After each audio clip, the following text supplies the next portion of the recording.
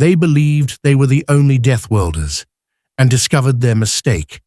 The silence in the grand chamber of the fulcrum was a physical weight, as dense and unyielding as the polished black stone from which it was carved. Here, in the heart of a spinning asteroid, under the crushing force of 1.5 standard gravities, the High Council of the Tectonian Empire sat in judgment. Their thrones were not fashioned, but were raw, uncut monoliths of granite, arranged in a severe, perfect circle that tolerated no deviation. High Lord Khan, his own exoskeleton, a formidable landscape of jagged grey quartz, shifted his immense weight, the sound like a continent settling. He signaled to the figure across the circle, and a hololith in the chamber's center shimmered to life. Loremaster Silas. Khan's voice was a low grinding, the sound of mountains moving. You have convened the High Council to discuss this? The image that coalesced in the air was almost an insult. It showed a small, bipedal creature clad in flimsy fabric, moving with a bizarre, bouncing gait through a forest so green and vibrant it hurt the Tectonians' crystalline photoreceptors. It was a human soldier, jogging. Loremaster Silas, a sleeker Tectonian of polished obsidian, inclined his head. High Lord, the anomaly is not their biology, but their expansion. The data is irrefutable. In less than 2 centuries, this soft species has established a presence in 9 systems. From a nearby throne, a grating sound of contempt echoed. It came from Challenger Pyrox, a massive Tectonian whose form was an aggressive sculpture of sharp angles, his obsidian shell veined with the fiery gold of pyrite. A statistical fluke, Pyrox rumbled, his voice dripping with scorn. Their frail ships likely found a chain of vacant, comfortable worlds. Look at it. It has no armor, no claws, no innate defenses against a hostile universe. He gestured a heavy, crystalline hand toward the holovid. They are beings of water and carbon. We are of stone and pressure. They break, we endure. There is no comparison. Khan did not disagree. The Tectonian worldview was simple, forged on their high-gravity homeworld, the anvil. Strength was survival. What did not bend was strong.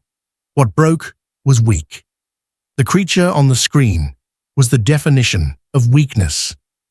And yet, Khan was profoundly irritated. Silas was the most logical mind on the council. He did not convene them for trivialities.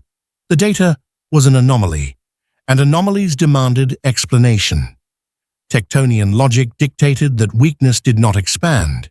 It receded and died. This was a contradiction, and it unsettled the High Lord more than he cared to admit.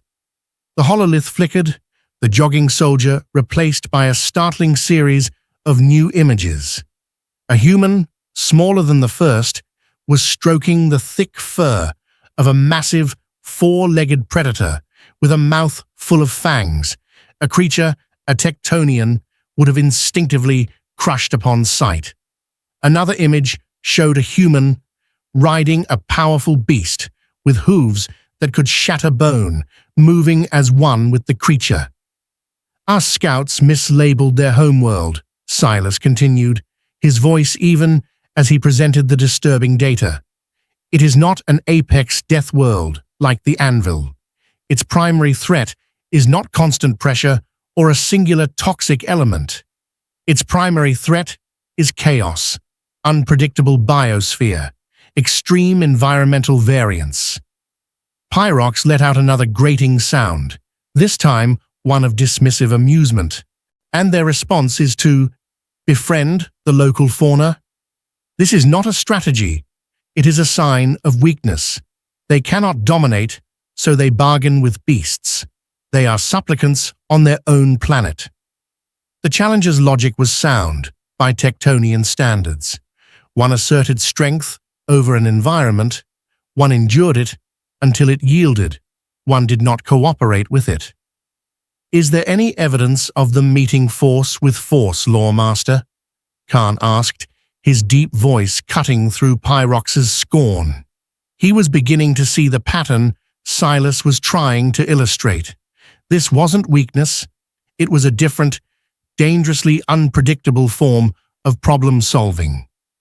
Yes, High Lord, Silas affirmed, the hololith now displaying historical footage of crude human aircraft and naval vessels. Primarily against each other. Their history is one of relentless internal conflict, a forge of constant tactical innovation. But their true strength appears to be integration. They don't just overcome their environment, they harness it. When faced with a beast they cannot outrun, they learn to ride it. When faced with a predator they cannot kill, they learn to tame it. They absorb the strengths of their world into their own. Khan fell silent, processing the implications. This was a strategy of appropriation, of parasitic strength. The Tectonians had one way of being strong, to be unyieldingly hard. The humans seemed to have 1,000 ways, borrowing power from every corner of their chaotic world. He found the concept distasteful and profoundly interesting. As if summoned by their discussion, the massive stone doors at the chamber's entrance ground open, the sound echoing in the heavy silence. A single figure stood silhouetted against the light from the corridor beyond. Human Ambassador Elias Vance entered alone. To the Tectonians, he was an absurdity. He wore a simple, dark blue uniform made of a soft, yielding material. His face and hands were exposed, soft skin and fragile bone, in a room of armored, crystalline giants. He walked with a fluid, balanced grace that seemed to defy the intense gravity, his soft-soled boots making no sound on the stone floor. He was a whisper in a hall of thunder. The council watched his approach, their contempt palpable. He was everything they were not: small, soft, unarmored, weak. Vance stopped at the center of the circle, his eyes sweeping over the council of stone behemoths without a trace of fear. He inclined his head in a gesture of respect. "High Lord Khan, honored council," he said, and the Tectonians stirred, a low rumble of surprise passing through their ranks. His voice was not translated. He spoke perfect, formal Tectonian, each word a complex, gravelly phoneme that should have been impossible for the soft vocal cords of a carbon-based being. "I am Elias Vance. I bring greetings from the Terran Alliance." Challenger Pyrox was the first to recover from the shock. He let out a grating laugh that sounded like rockslide. "It brings greetings in cloth," he boomed. "Does your species not forge armor, human? Or is your skin your only shell?" Vance's calm gaze settled on Pyrox. "Armor for the body is a tool, Challenger," he replied, his Tectonian accent flawless. "We prefer to perfect the mind that wields it." The human's quiet retort fell into the chamber like a pebble into a still, deep quarry, its ripples spreading through the silent council. Vance's confidence was a thing of soft edges, yet it was more infuriating to Pyrox than any boast. It was the confidence of a thing that knew it could not be easily broken, and it flew in the face of all Tectonian understanding. With a roar of pure frustration, Pyrox slammed his fist onto the arm of his granite throne. The sound was a sharp crack, like thunder, and a web of fractures appeared in the solid rock. He rose to his full, intimidating height, towering over the human, casting a shadow that swallowed him whole. "Your words are fluid and soft, like your body," Pyrox boomed, his voice causing the very air to vibrate. "They shift and evade, offering nothing solid to strike. Let us see if your integrity is as fragile. I challenge you, human, to the test of integrity." A low murmur passed through the council.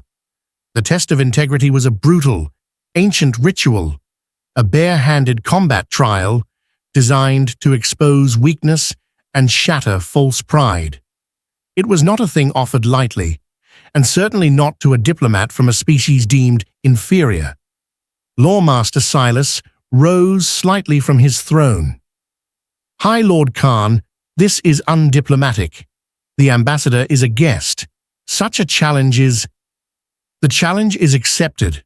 Khan's voice cut through Silas's protest, his tone flat and final. The High Lord's crystalline eyes were fixed on Vance, his scientific curiosity having overcome any sense of diplomatic propriety. The anomaly had to be examined. Pressure must be applied. Loremaster Silas is correct. This is irregular. However, the human speaks of a different kind of strength. Words are not proof. Let us witness it. Let us see the strength of this species that expands through weakness. All eyes fell upon Elias Vance. He was cornered, an emissary who was now being forced into the role of a gladiator. He could refuse, of course. He could claim diplomatic immunity, and the Tectonians, for all their brutality, were beings of logic and protocol. They would likely let him leave, but with their contempt cemented forever. Humanity would be dismissed, their chance at an alliance turning to dust. Vance knew this. He had studied the Tectonians for years. He knew that for all their logic, their truest language was that of force. To earn their respect, he had to speak it. He slowly undid the clasps of his formal uniform jacket, folding it neatly and placing it on the floor. His movements were deliberate, without hurry. He stood before them in a simple, dark undershirt that did little to hide his slender, unarmored frame. "I did not come to your home for combat," Vance said, his voice calm but carrying a new, harder edge. He met Khan's gaze, then Pyrox's. "But I will not refuse a cultural demonstration. I accept your challenge."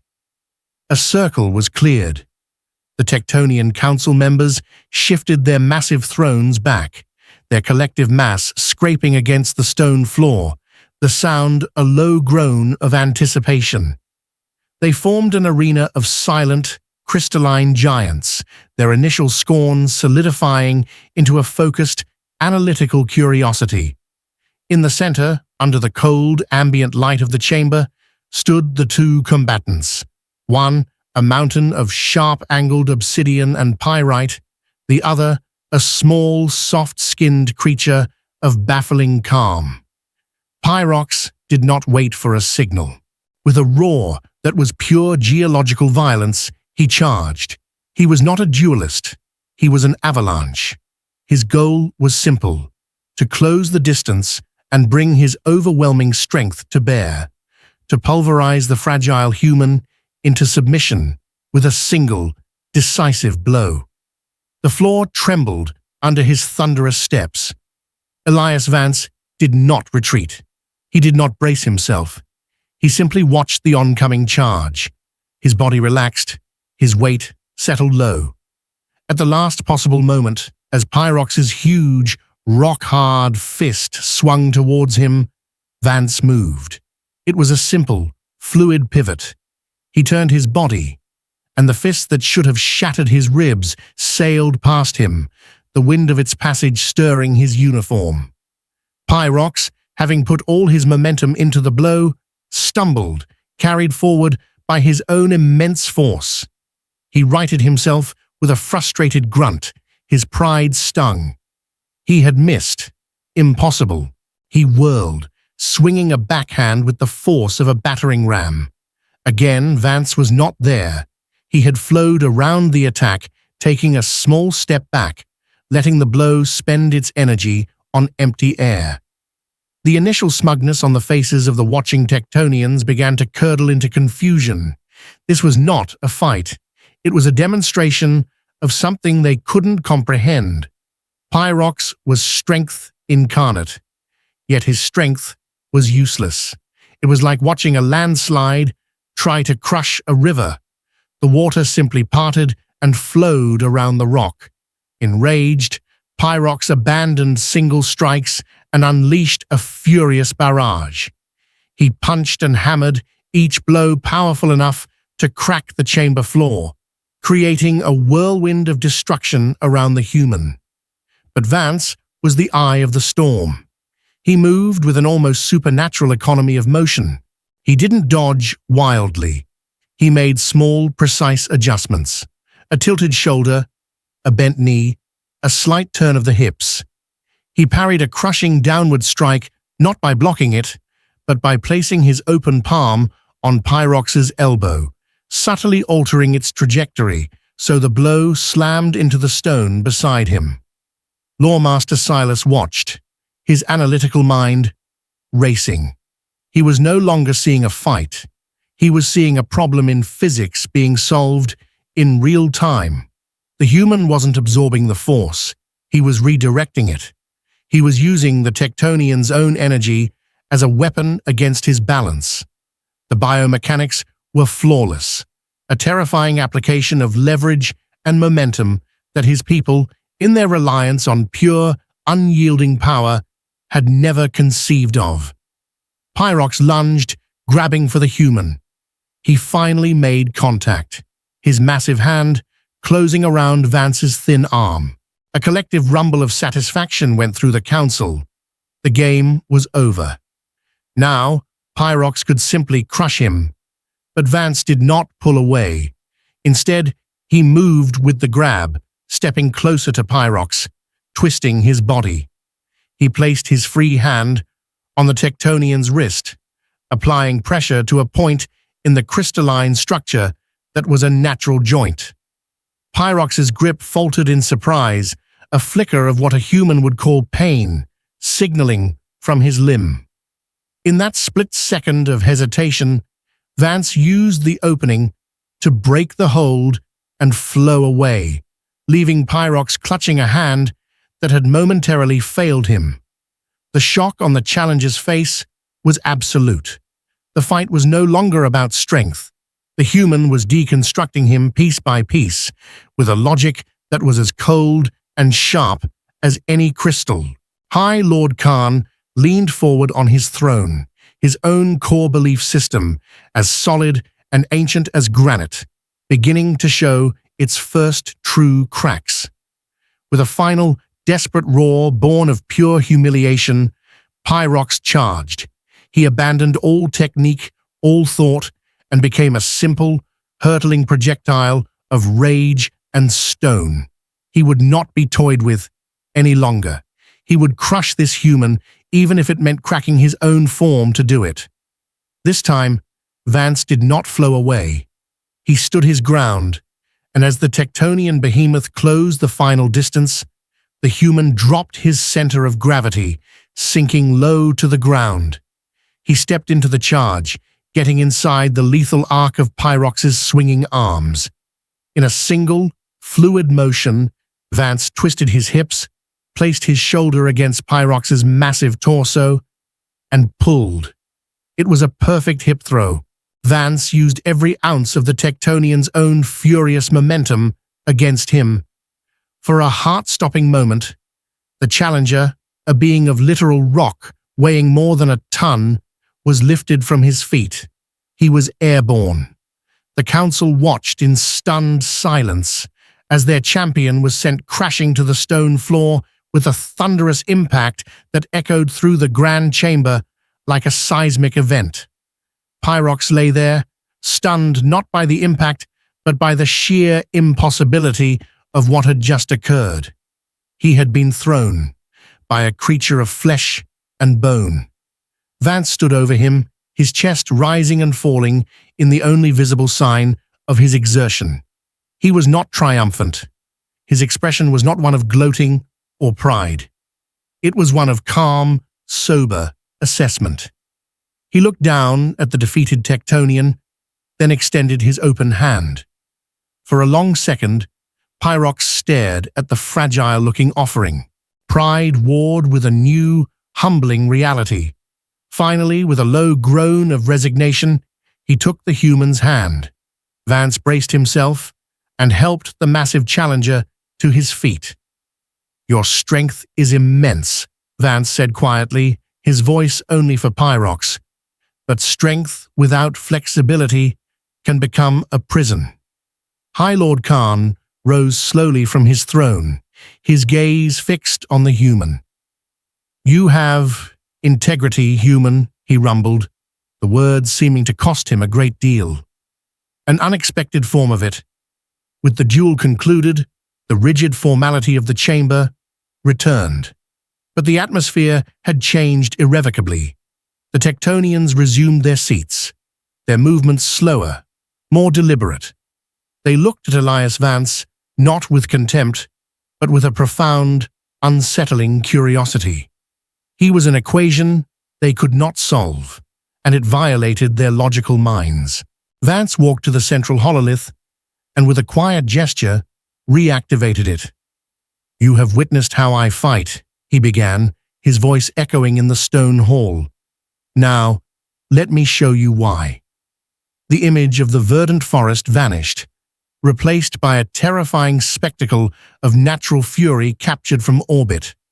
A colossal, swirling vortex of wind and water, a hurricane, was making landfall, tearing cities apart with effortless power.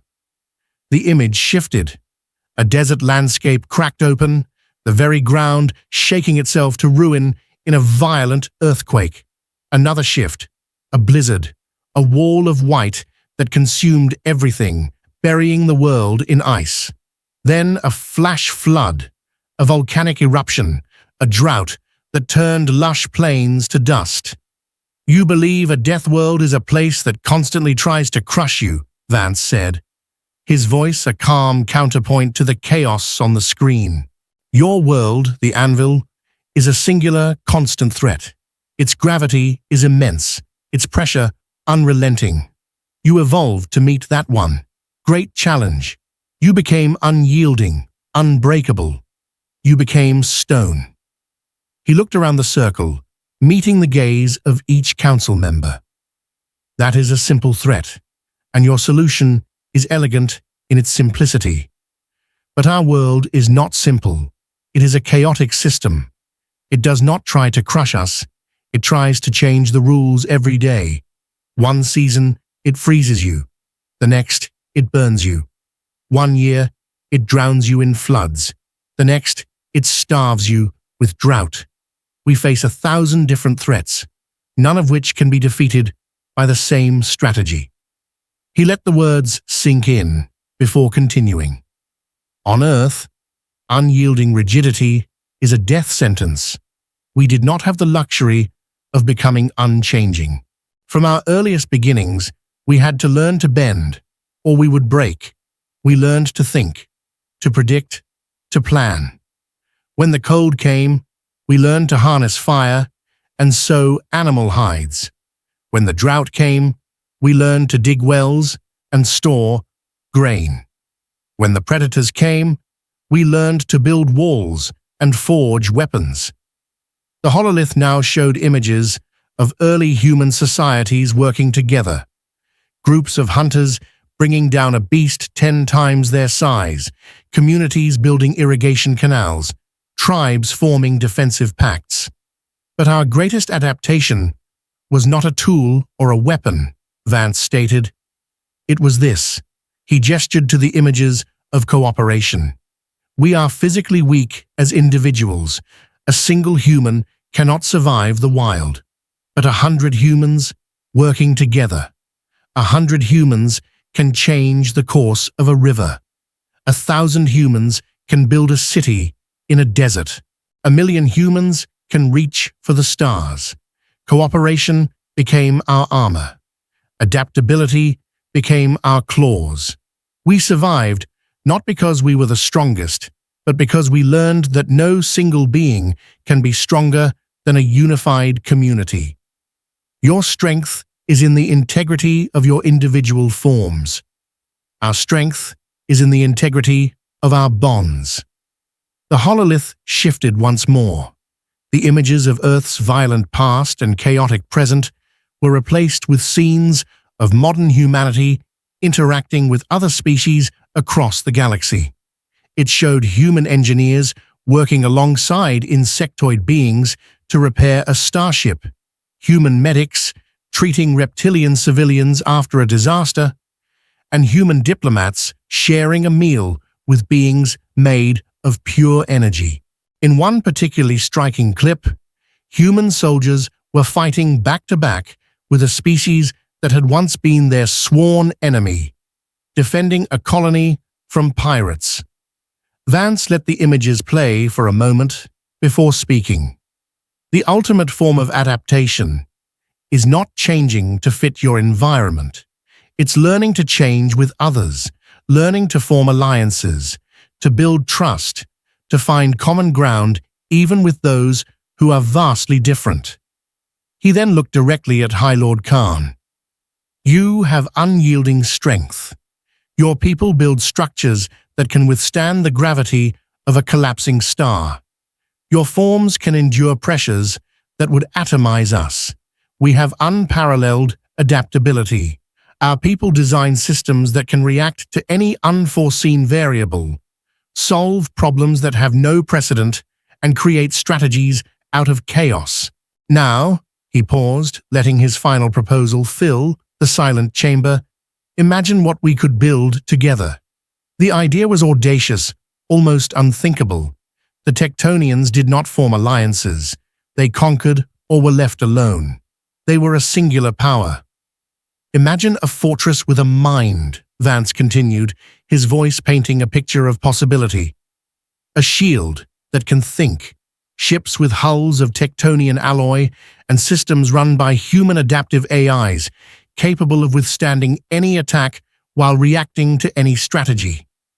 Imagine a future where your strength is no longer just a prison of rigidity, but the foundation upon which endless possibilities are built. High Lord Khan was silent, his quartz-like form seeming to absorb the light in the room. He turned his massive head, his gaze falling upon Lore Master Silas. "High Lord," Silas said immediately, his voice resonating with a logical certainty. "The humans' reasoning is undeniable. Their adaptability is a strategic asset beyond any measure we have ever conceived. To ignore it would be to willingly embrace ignorance." Khan's gaze then shifted to Challenger Pyrox. The humbled warrior stood straighter, his earlier arrogance replaced by a sober intensity. "High Lord," Pyrox rumbled, "they possess a strength we do not. I have felt it. To deny this fact is to be blind. To ignore the advantage it offers would be illogical." The pragmatism of his counsel was absolute. Khan turned back to Vance. The human stood, waiting patiently, having laid his pieces on the board with perfect precision. The High Lord had prided himself on his logic, on his ability to assess threats and opportunities without emotion. And the opportunity before him now was immense. He finally understood. Human softness was not a weakness. It was a different state of matter, a different form of power. Stone could endure, but water could flow anywhere. "Your proposal is unprecedented," Khan said, his voice the sound of tectonic plates shifting into a new alignment. "But it is logical. The Tectonian Empire does not enter partnerships lightly, human. But the strategic advantages you outline are significant." He rose from his granite throne, a mountain of a being, and took a step toward the fragile ambassador. He extended his heavy, four-fingered hand, a gesture he had never before offered to a being of another species. "We accept your offer of alliance. Let us see what stone and water can build together." Elias Vance smiled, a genuine expression of relief and triumph, and grasped the offered hand. The High Lord's grip was powerful enough to crush his bones to dust, but it was firm, solid, and certain. In the sterile, silent heart of the fulcrum, the soft hand of humanity and the crystalline hand of the Tectonians joined, creating a new foundation, stronger than either could have ever built alone.